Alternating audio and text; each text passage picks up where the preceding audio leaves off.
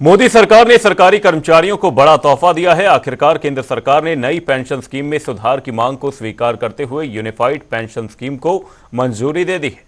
इसके तहत इस योजना के लागू होने से करीब 23 लाख केंद्रीय सरकारी कर्मचारियों को लाभ मिलेगा। वहीं मोदी सरकार द्वारा यूनिफाइड पेंशन स्कीम को मंजूरी मिलने से सरकारी कर्मचारियों के लिए ये एक महत्वपूर्ण कदम माना जा रहा है। ये रिपोर्ट देखिए।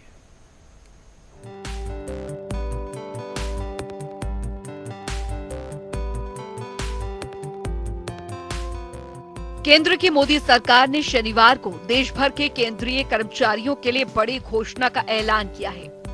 केंद्रीय कैबिनेट के फैसले में यूनिफाइड पेंशन स्कीम को मंजूरी दे दी गई है।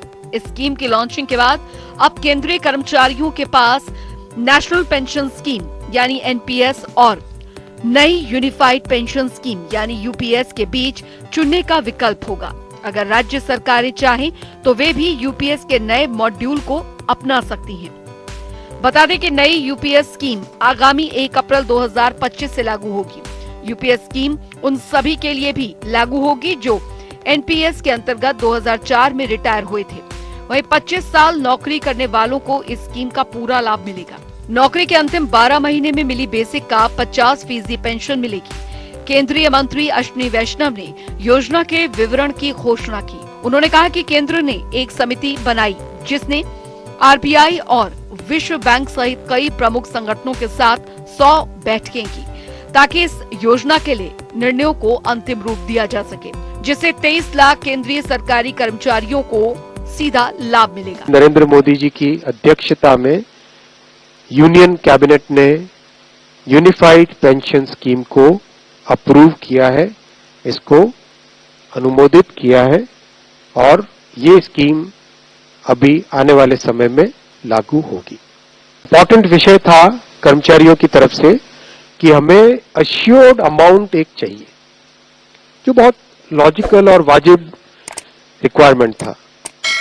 इस डिमांड पे एक मेथोडिकल वे में काम करके और एक्चुअरियल साइंसेस जो लोग आगे का भविष्य का रिक्वायरमेंट वगैरह कंप्यूट करने का एक तरीका होता है जिसको एक्चुअरियल साइंस बोलते हैं, उनके साथ मिलके कई तरह के फाइनेंशियल मॉडल्स को प्रोजेक्ट करके और सबके साथ मिलके एक सिस्टमेटिक तरीके से 50% अश्योर्ड पेंशन, ये इस यूपीएस का सबसे पहला पिलर है।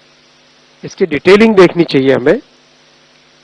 जो ये अमाउंट मिलेगा वो रिटायरमेंट से पहले के 12 महीनों की एवरेज बेसिक पे का 50% होगा। आइए जानते हैं कि केंद्र सरकार की ओर से घोषित यूनिफाइड पेंशन स्कीम की कुछ बड़ी बातें क्या हैं।